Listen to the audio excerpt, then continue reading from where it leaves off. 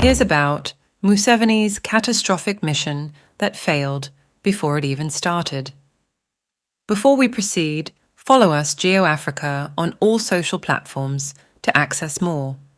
51 years ago, the first Tanzanian invasion of Uganda took place on the 19th of September 1972 as deposed dictator Milton Obote and henchman Yoweri Museveni tried to topple President Idi Amin and return Obote to power.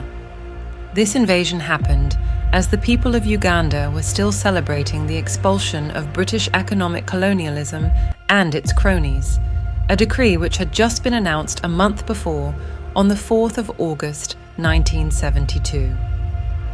The main thrust of Obote's invasion was crushed by the civilian population in the western Uganda town of Mutira.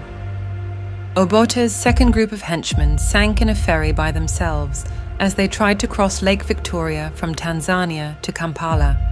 None survived.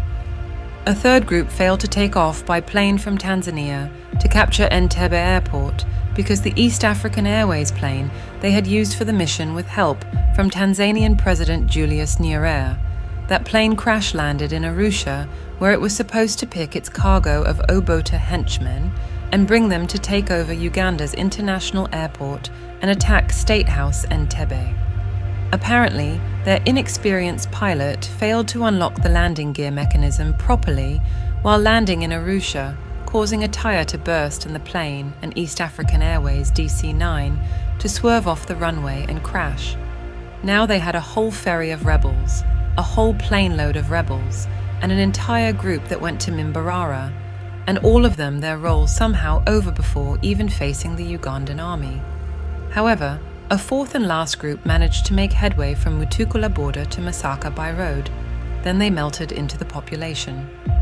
Just 3 days later, they abducted the Amin government's Chief Justice Ben Kiwanuka.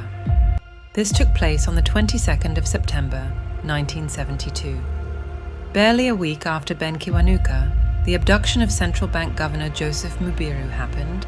Then the Makerere University Vice-Chancellor Frank Lutamaguzi, then former Minister John Kalema, former Minister Basil Bataringaya, and several other political prisoners who had been imprisoned by Obote in 1969, but had been set free by General Amin in a major popular ceremony when he came to power. In the 3 months that followed the September 1972 invasion, 9 government officials and Ugandan elites had been mysteriously disappeared, and more would follow in the next 2 years. On January 22nd, just 4 months after the invasion, Yoweri Museveni, who had been part of the invasion, was found driving the very Volkswagen vehicle whose registration number UU 171 had been reported by eyewitnesses of the broad daylight abduction of Chief Justice Ben Kiwanuka. Museveni managed to escape arrest in Mbale during a raid at their terrorism hideout House 49 Maluku housing estate. Museveni's terrorist colleagues who had supported him in the heinous abductions, some were captured alive, put on trial in a military tribunal, and sentenced to firing squad the following month, on the 11th of February 1972. Editor and producer Reginald Mutira. Follow him in all socials at Reg Mutira.